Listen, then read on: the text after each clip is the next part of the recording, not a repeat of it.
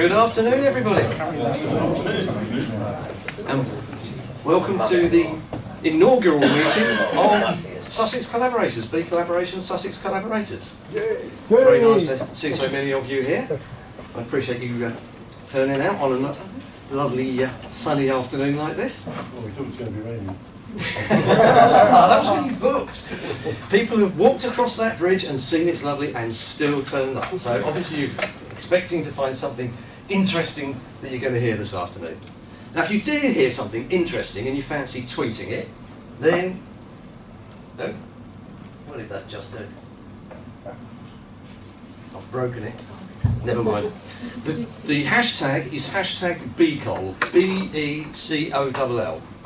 So if you do fancy tweeting any interesting stuff that I share with you, that Erkan shares with you, or that Jill shares with you, do feel free to do that, because we do have the view that all the good stuff should be shared.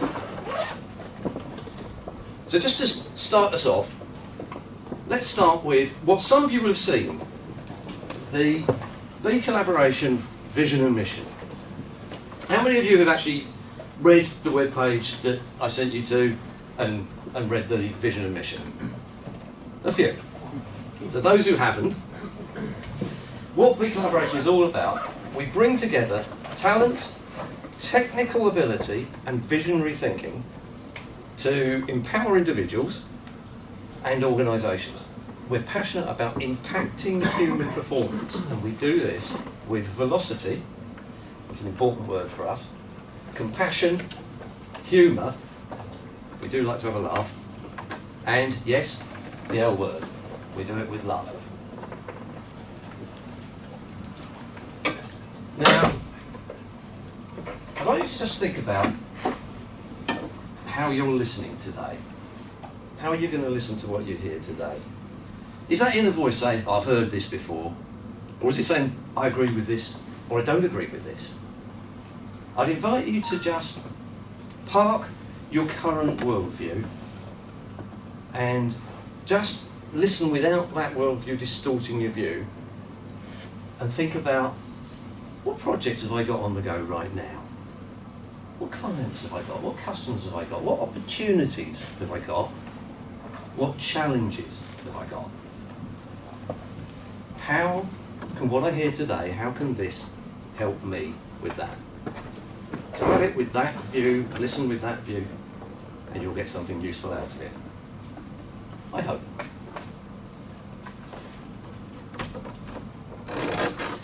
The thing about BeCollaboration is, it's not a head conversation.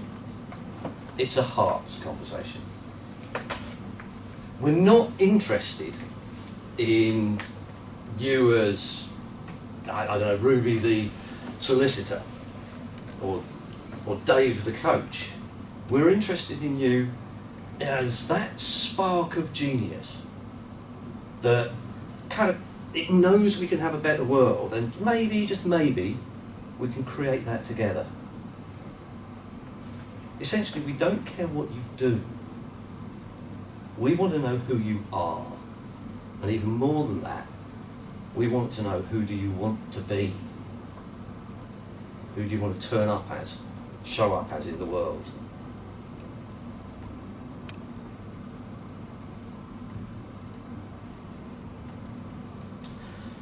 Who's heard of Jill Bolte-Taylor? Anybody watched the TED Talk? She's a fascinating woman.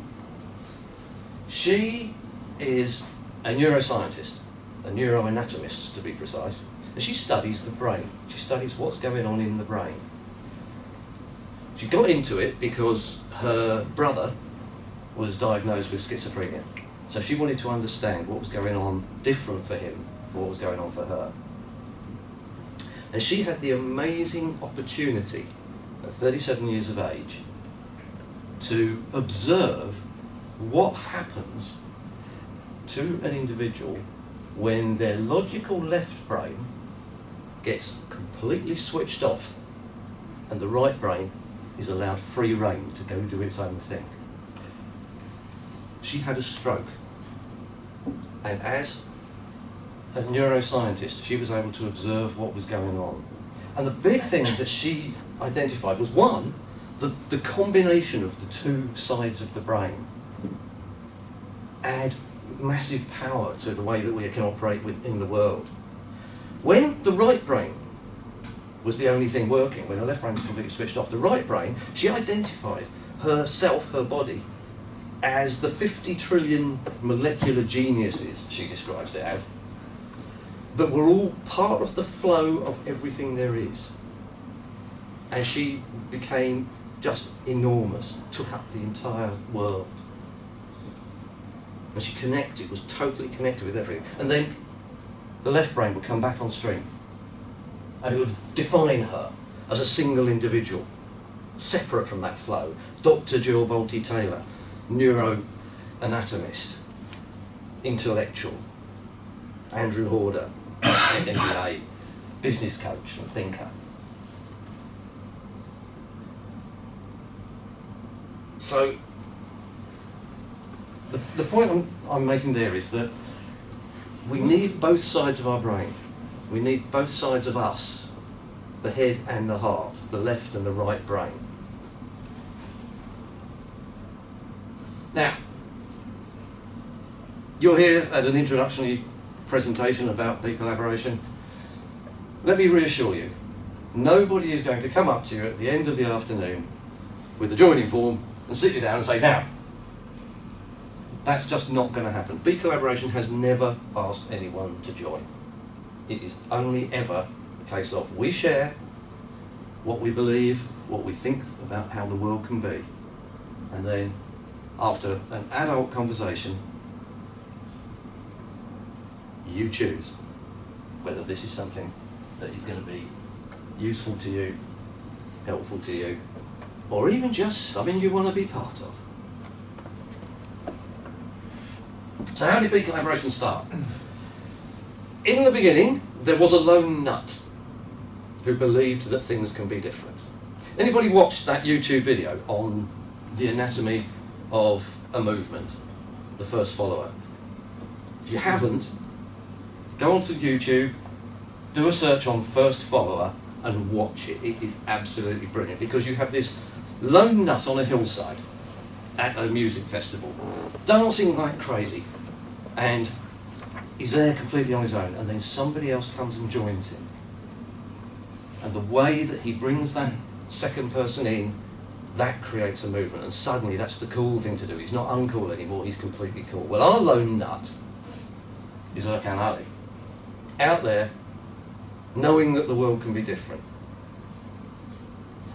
And then he meets his first follower at an NLP, I think it was an NLP course, wasn't it? He meets his first follower, Jill Tiley, both of them in a room. You're going to hear from both of them later. Two coaches, each out there doing marketing, business stuff, each with their own specialisms, and each feeling kind of like at the edge of a team and wanting to be part of something. And realising that together they can achieve more. Together we can all achieve more. Together we are stronger.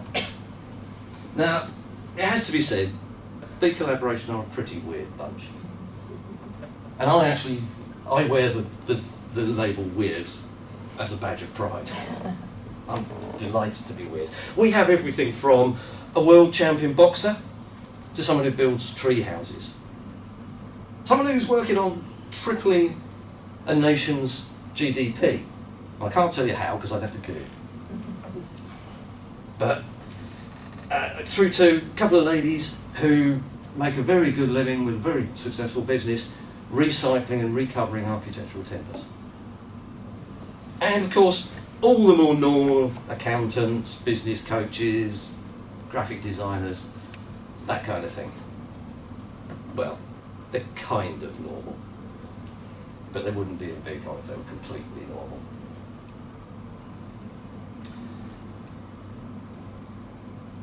Talking of weird bunches, who recognises who these are? Who would put these people in charge of your business? Anybody recognise them? Bill Gates, sure. Yeah, absolutely. That's the founding team of Microsoft. Bill Gates, Paul Allen, and all the others. Those are the only two names I've actually remembered. But that was the initial small team. You know, from those tiny little acorns, an enormous enterprise has been created. And that's kind of where we're at the moment with BeCollaboration. We've got 60, 70 members in the various groups that we've got going now. And we're just on that point of starting to grow and starting to become something a little bit more serious. It's all about me. How did I get to here? Why BeCollaboration for me? Well, my background is actually key account management in corporates, in the DIY sector, flogging that kind of stuff to these kind of heathens. They aren't particularly nice people. It's a great either. But it's a living. And you'll hear a lot about this afternoon, changes. My career was beset with changes. There was that phone call from a B&Q buyer. Oh, I'm sorry, we're going with Henkel now. 60% of my turnover. There was the $1.2 million debt that got pulled in overnight, over a weekend, that, oh, guess what, we couldn't pay. And strangely, they sold us on to a bigger company. And I carried on with the career. I still wasn't listening. I got back on the horse until finally my body said, enough, old son. This has to stop. You're not enjoying what you're doing. You're not doing it as well as you could do. You're not working for nice people. So my body forced me to stop. I was fortunate enough that I'd just been put on a 6-month notice contract, and they managed to make it sound like redundancy. So I departed corporate, very fortunately, with a handful of cash. It wasn't euros, but that's the only image I could find. So I had a number of false starts. I had great fun trying to start an IT support company with a really novel concept until Google Apps and Office 365 came along and completely killed us. And eventually I found out that what my genius is all about is helping small businesses, particularly one-man businesses, to move from being a really good practice to being a very successful business. And there's a big shift needed for that to happen. I found my core process, which is part of core being. These are the tools that I use: Wealth Dynamics, Talent Dynamics, core being. And my core process is encouraging potential. That's the one thing that I am doing when I am absolutely at my best. When I look back, when life was fun and it was going well, what I was doing was encouraging potential. When I wasn't having the opportunity to encourage potential, that's when things went wrong. This is one of the things that helps me to do that. But who's had this experience? Like lots of ex-corporate people, what I thought was quite a good network actually turned out to be a work net. Suddenly, without the title, after I'd left corporate, the phone calls didn't get returned. I didn't get the support, all that support that had been promised, frankly. I had a lot of colleagues who promised me all sorts of support when I started off, and they kind of evaporated away. Anybody else had that experience as they came out? Yeah. It happens a lot. Can I just be rude? Could you tell me where the toilet is? I should have done that at the beginning. Well, I got lost on the way here, so it took me an hour, and I had gone. You can't go through that without going on. No, you can't. No, it's just point for me. For anybody else who needs it in the break, I'll tell you in the break. Keep it secret. So I went out, I joined loads of networks to try and create a new network for myself, a proper network. And they were all telling me that I was going to be playing with people like me, like-minded people. The trouble is, I'm a bit different. I have this idea that business is supposed to be fun, and it's sure supposed to be a whole lot easier than we make it. Enter BeCollaboration. That's where that comes in. Truly like-minded people. This is the first time when an entire network, an entire community, it feels like they all are thinking the same as me. They really are out to discover what we can all get together. There's not this every man for himself thing going on. Now, I'm not saying that's the case in every network. I wouldn't dare say that in front of Mr. KP. There are good networks and there are less good networks out there. But this, I don't view BeCollaboration as a network, I view it as a community. And it's how people working together to create a better world and to look after ourselves while we're at it. Because let's face it, you know, we can all go out and be philanthropists, but the thing about philanthropists is they tend to have enough money not to need to earn. We kind of like to support ourselves while we're at it. But that's why I'm so pleased, so proud to be bringing BeCollaboration down here to Sussex. Now let's talk a little bit about the current worldview. That worldview that the rest of the world go with, particularly the mainstream media. You know, we're taught to believe that there's not enough out there. The resources are all being used up and that we're going to run out. And yet, every day, supermarkets are chucking food away. How's that work? We know how to generate free electricity with renewables. And yet, we're still leaving ourselves reliant on coal and oil for that. Why?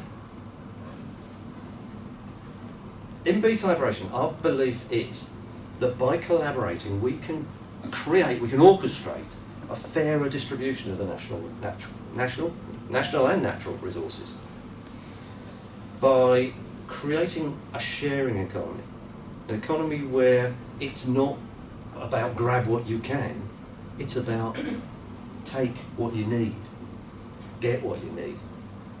Sharing knowledge, sharing ideas, sharing our passions, and not being held hostage by the power of money. Let's talk a bit about atomisation. Now, the definition of this is annihilating something by reducing it to atoms. And we're being separated, we're being kept separate. We're being segregated in schools by ability, by religion. We're being kept separate by competition. Finance is keeping it separate. We're being kept into different classes, even by where we happen to be lucky enough to be born.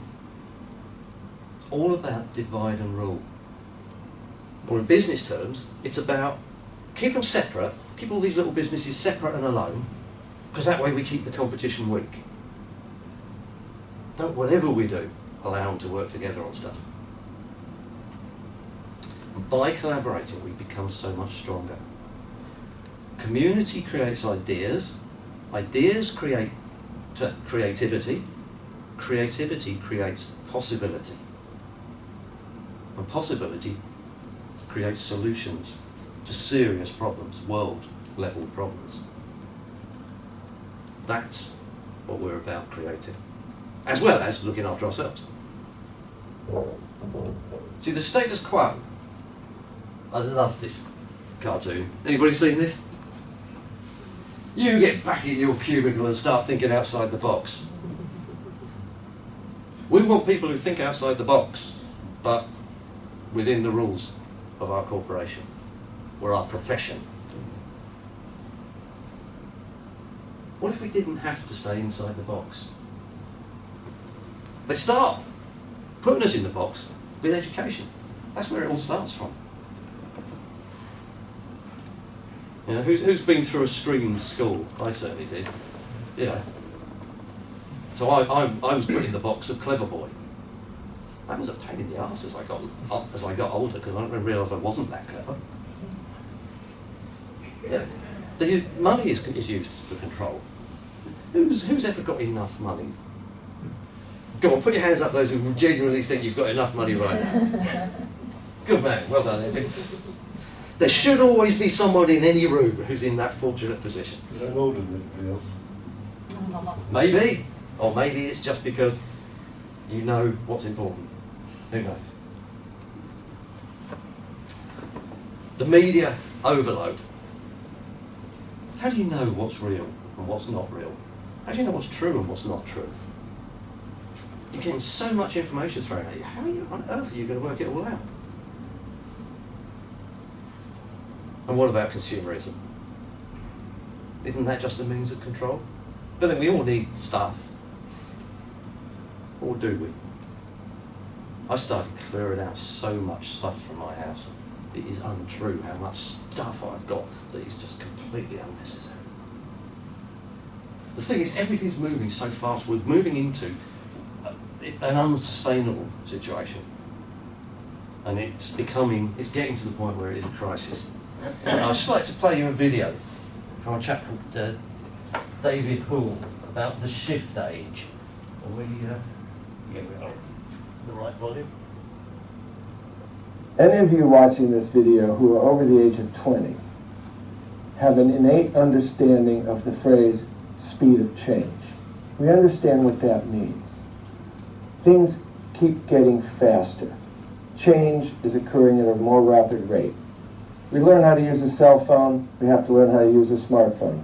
We learn one operating system, we have to learn another operating system. Things are in a constant state of change. And we feel that and we know that. But that has not always been the case. A few hundred years ago, if you lived in a village, you would not experience the concept of speed of change in a lifetime. First of all, you'd only live to be 45 or 50. You would probably marry the person you played in the playgrounds with as a young child. You would do what your parents did for a living. You probably would never leave the village, and the only sense of change you would feel would be seasonal. Planting season, harvesting season. In the industrial age, that started to accelerate. For example, the invention of the telegraph led to the invention of the telephone. Things started to accelerate on the linear acceleration through time. In the information age, change started being simultaneous. There was simultaneous change in medicine, computing, communications, science, physics.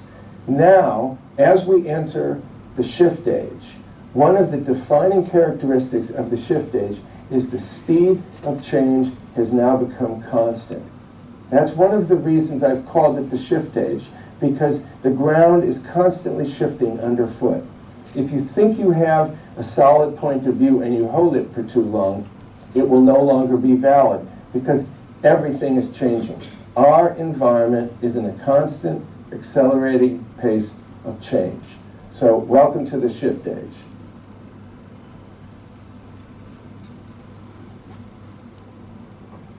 So the shift age, the speed of change. Who's read that book? For those who haven't read it, it's about a couple of mice in a maze. And every day they toddle along to the place where the cheese is. And they eat their fill and they go about their day. And then one day they go to the place where the cheese is and there's no cheese. And they go back the next day and there's no cheese. And one mouse says, "This is where the cheese is. The cheese will come. We'll stay here, the cheese will come." The other mouse says, "Well, what if the cheese doesn't come? What if it's changed forever?" So he gets on his little running shoes and he goes scuttling around the maze in search of the cheese, which he eventually finds. Meanwhile, his mates sitting there, the cheese will come. The cheese will come. So which one are you? Have you got your running shoes on? And maybe, just maybe, you don't need to be running alone out there looking for where the cheese is.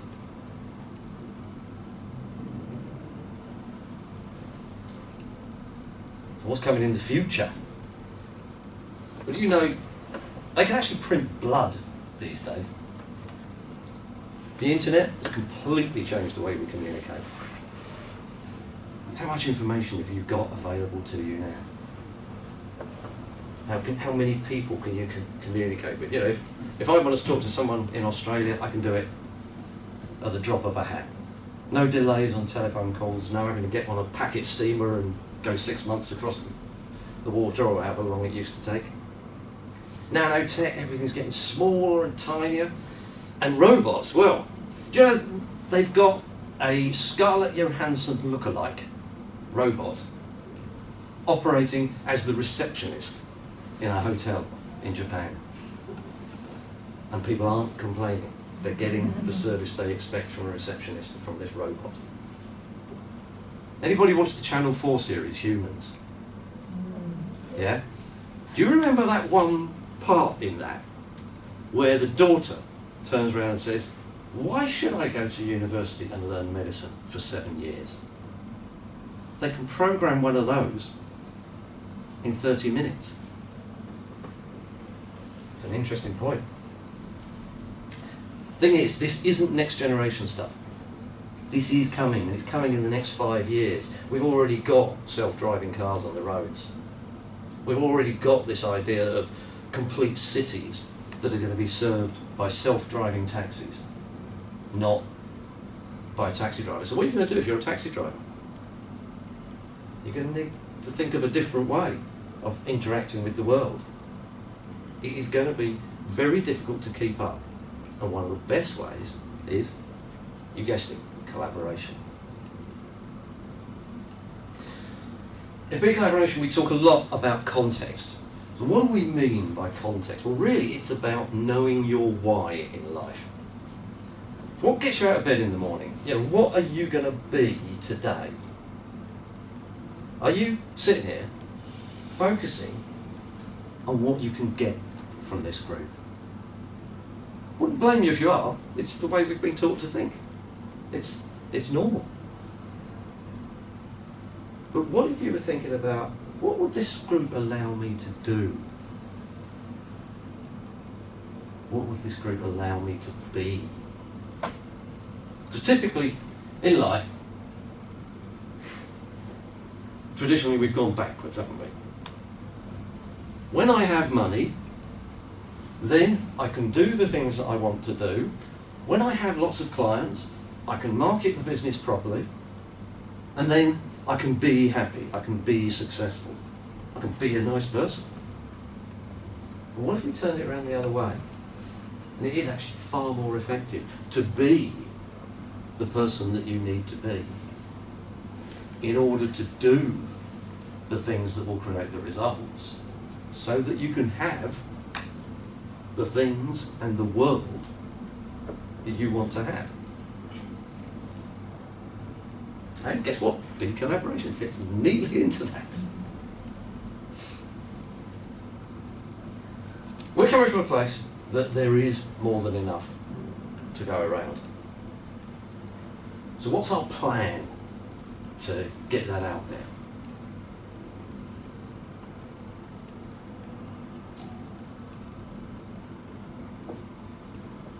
Okay. So we start with the community of collaborators, and within that we've got a massive talent, technical ability, stuff that can actually solve problems. And then we've got the projects and opportunities that those collaborators get involved in. And sometimes it's a project that comes from within BeCollaboration itself. Sometimes it's something that's brought to the group by a collaborator. So it goes both ways, and it's all about solving problems that people have got, increasing the scale of what people can address and the scope of what people can address. In the end, we are better together. And Be Inspired is a great example. It's one of the early examples from within BeCollaboration of creating something bigger and better than anyone could do on their own. It was Erkan's brainchild, and the idea was to create a worldwide transformational program, something that allows us to dig down and rediscover that genius that we've got lurking inside ourselves, through an awareness of that whole being concept. Who in the room has done Be Inspired? Dave, you've done it? Tell us a bit about it. What's it like to go through Be Inspired? I think it's one of those programs that I went on without any sort of pre-expectations or really knowing what I was letting myself in for. Absolutely. And I think what it helped me to do was, I mean, the purpose of it is discover your genius, and I guess move along that road more, and to come out more authentic, more aware, and as a different person in the world. So it's helped my business, helped me. Yeah. That's why. I like that. More authentic, more aware, and a different person. I think that kind of sums it up. I went on it thinking, I know this stuff. It's what I do. I do genius. I learned lots, trust me. And it's gone beyond that now, and you know, creating follow-on programs as well to create a real sort of proper revenue stream and a proper brand being created there. This is the original team that went to pulled together to create that product. It's all about getting the right specialisms together to create what you want to create. It's not such a big team now, but it is still in action. In fact, the next one is? 14th of May. 14th of May. Well, I think you can tell us more about that later as well, aren't you? Yep. Right. Well, what about the commercial offering? In business, you can't always see the way ahead, right? Sometimes things can get in the way. Having to make all the decisions on your own can bring any business to a grinding halt. It can be really frustrating. But it doesn't have to be like that. Imagine a group of specialists who come together just to help you.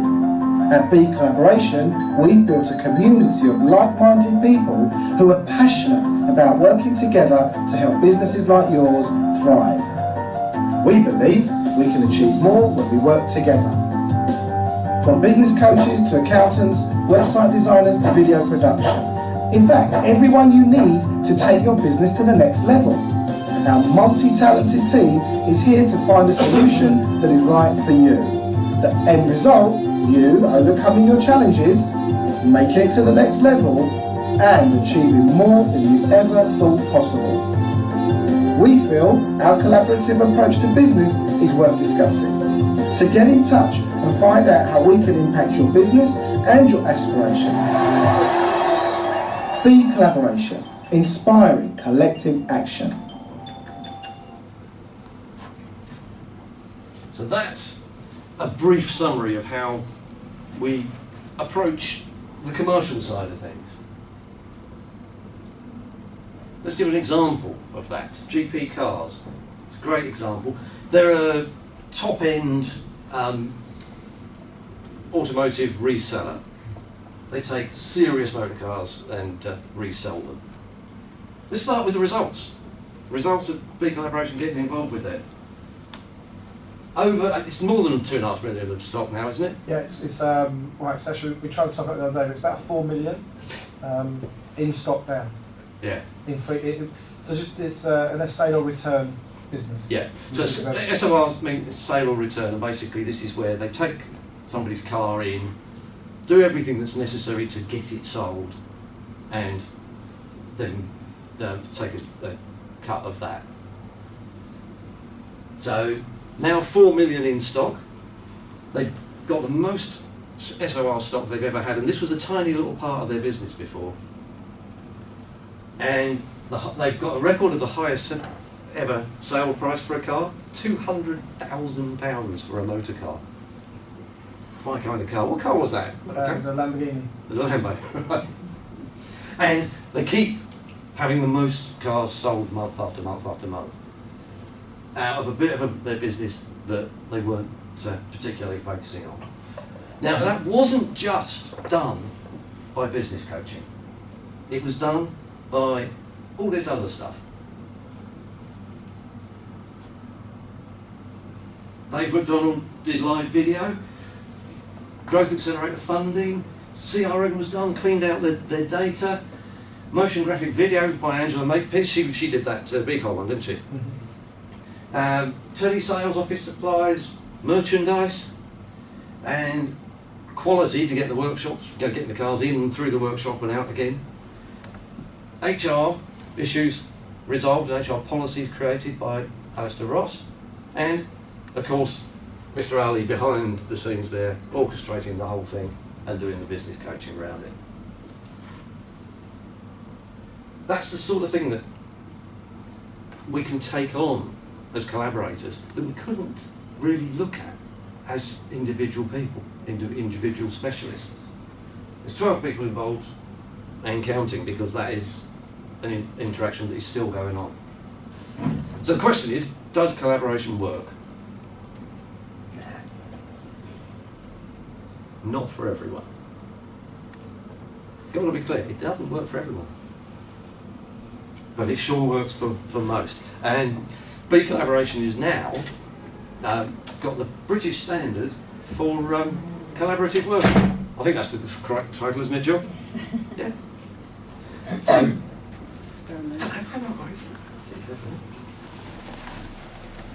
So yeah, it's not for everyone, but it works for a lot of people. What other teams have we got going? Well, we talked about the Be Inspired team, and then we've got, work it down thing.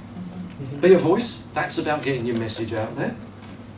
The digital team, digital marketing, how can we create a much more powerful digital marketing team by getting lots of experts together? Sorry, specialists, not allowed to say experts. There's the coaches team, the business coaches team, and a sub-team of that, 2020 Ready, which is about getting people ready to cope with, getting businesses ready to cope with all the changes that are coming through the world. There's a finance team, looking at more collaborative ways of dealing with finance. There's, Be Recognised, that's the new one. That has spun out of getting recognised as for collaborative working. Now, why not go out and offer that service and other standards and recognitions to other companies?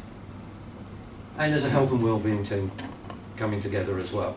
And there's increasingly more and more people getting involved, creating teams. Yeah, just the other week at the Surrey launch, I sat down with two collaborators and we were talking about something, and we said, hang on a minute, you've got this skill, you've got this skill, I've got this product. I think we've got something in the makings of a business here. Let's go for it. So we've got something on the go. I'll let you know how that one develops. The power of collaboration. Well, really it's about getting a community and a culture where you know what things are going to be like. It's about that sort of momentum of being involved with other people. You know how sometimes it can be rather lonely out there and your energy can flag. With other people around to support you, pushing you forward, you can get so much more done. Oops, didn't mean to press that. Within the BeCollaboration team, there's amazing loyalty. And this idea of trust equity, that's becoming very, very common out there, particularly in the digital world. What is that exactly? Trust equity, it's about people knowing how trusted you are. I'll show you a couple of examples of that in a minute. It's basically creating a win-win-win. It's a win for the community, BeCollaboration. It's a win for the individual collaborators, and it's a win for the clients that we get to deal with and give much better service to. And I actually think there's two more wins on that. There's a win for society because we end up with a much nicer society, and there's a win for the planet because we stop screwing it with burning up resources unnecessarily. But let's look at some examples of trust equity. eBay. eBay starts you off with 100% trust. And then if you get bad reviews, they take that away. And that has genuine commercial importance because there are people on eBay who I won't deal with because their trust rating is too low. And there are buyers who many sellers won't sell to because their trust rating is too low. So it goes both ways. It's not just about us knowing who we can trust to buy from. It's about them knowing who they can trust to sell to. TED. You have to be trusted to have an idea worth sharing, to get on the TED stage, even on the TEDx stage. So you know that when someone's on the TED stage, there's something there to be worth listening to. Airbnb is my favourite example because I use it a lot. And I actually do have real life experience. You know, there are times when we've looked at a property and we've gone, oh yeah, I'd love to stay there. Hang on a minute, look at those reviews. Oh no, not going anywhere near that. But also, we've had situations where we and other people have both wanted the same property at the same time or with an overlap. And the host has come to us and said, we'd like you to have it because you've got great reviews. Because again, it's a two-way review thing. Not only do the hosts and the properties get reviewed, but so do the guests. And we're good guests, we tidy up after ourselves. And another example, the TaskRabbit. This is a service, I don't know if you've come across it, where you can get pretty much any job done. And the higher up the trust ratings the provider is, the higher up the listing they come, the more likely they are to get the job.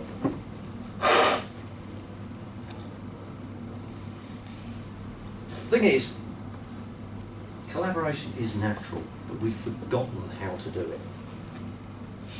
We've been taught that we need to watch out for ourselves and that we shouldn't be trusting other people and working with other people. What BeCollaboration is all about is getting you back into that genius, your genius, which is the default setting until you got taught otherwise. Taking out that cynicism, not removing sensible caution, but removing that cynical approach we have and creating a real opportunity of possibility. So why now?